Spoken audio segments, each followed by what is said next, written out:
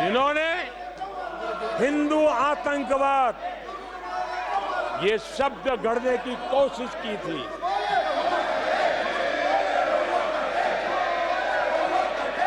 इनके साथी हिंदू धर्म को उसकी तुलना डेंगू, मलेरिया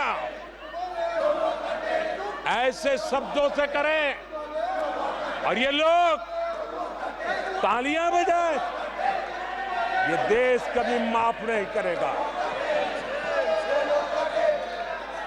आदरणीय सभापति जी, एक सोची समझी रणनीति के तहत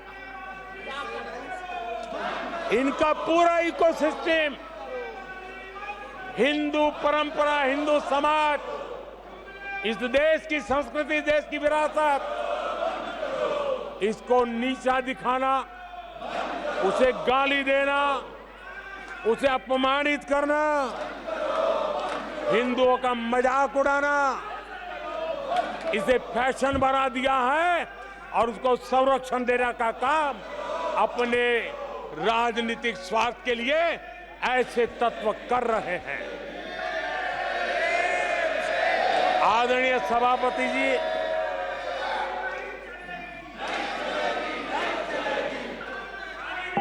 माननीय सदस्य प्लीज। आदरणीय सभापति जी, हम बचपन से सीखते हुए आए हैं, गांव का हो, शहर का हो, गरीब हो, अमीर हो, इस देश का हर बच्चा ये जानता है ईश्वर का हर रूप, आदरणीय सभापति जी, ईश्वर का हर रूप दर्शन के लिए होता है। ईश्वर का कोई भी रूप निजी स्वार्थ के लिए, प्रदर्शन के लिए नहीं होता है। जिसके दर्शन होते हैं उसके प्रदर्शन नहीं होते हैं।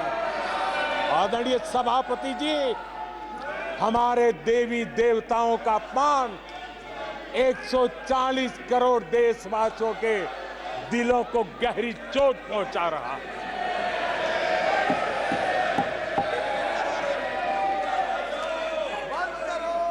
निजी राजनीतिक स्वार्थ के लिए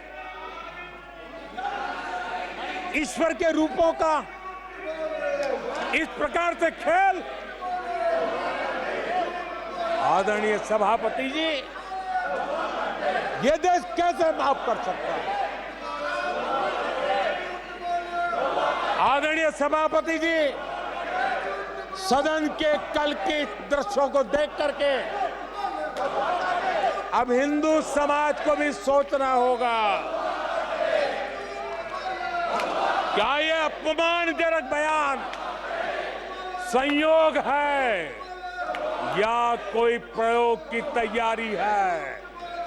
ये हिंदू समाज को सोचना पड़ेगा।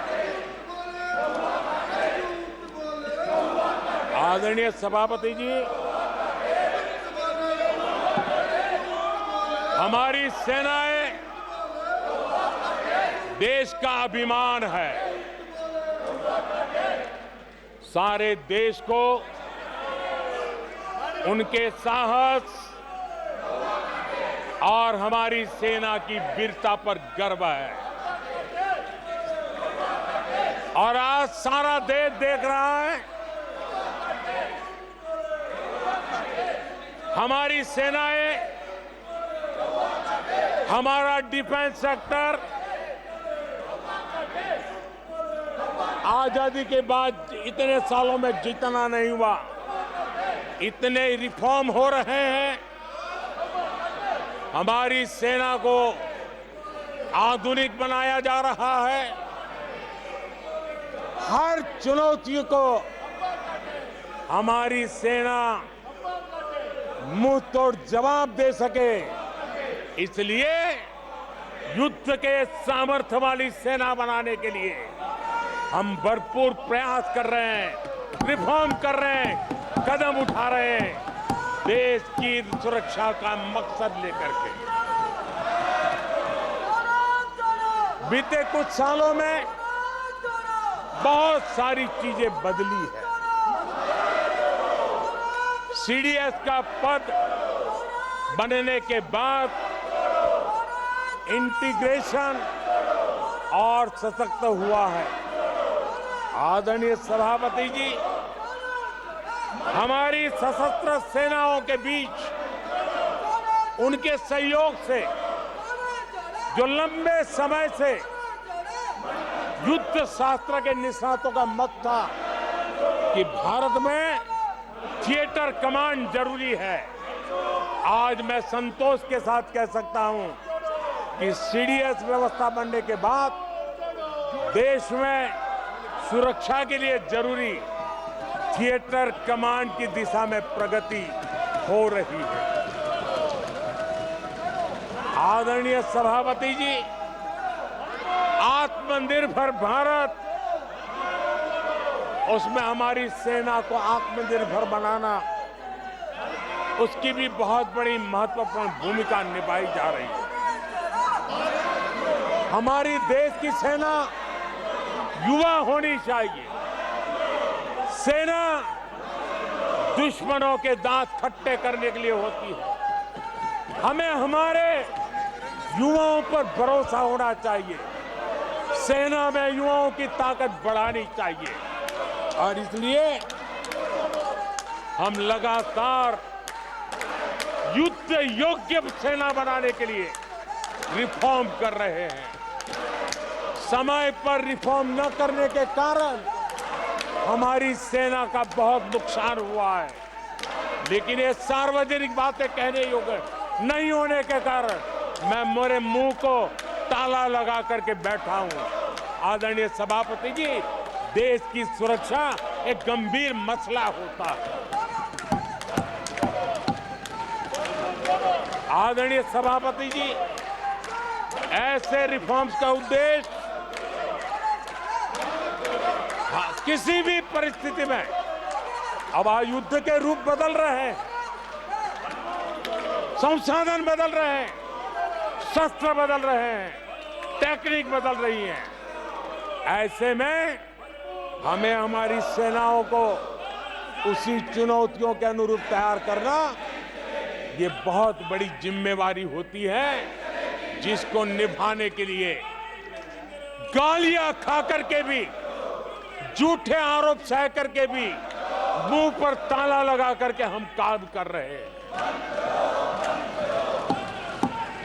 ऐसे समय देश की सेना को आधुनिक बनाना, सशक्त बनाने के ऐसे समय कांग्रेस क्या कर रही है? ये झूठ फैला रहे हैं। ये डिफेंस रिफॉर्म्स के प्रयासों को कमजोर करने का षड्यंत्र कर रहे हैं। आदरणीय सभापति जी, दरअसल कांग्रेस के लोग कभी भी भारतीय सेनाओं को ताकतवर होते नहीं देख सकते। आदरणीय सभापति जी, कौन नहीं जानता कि नेहरू जी के समय देश की सेनाएं कितनी कमजोर होती थी। हमारी सेनाओं में कांग्रेस ने जो लाखों करोड़ों के घोटाले किए,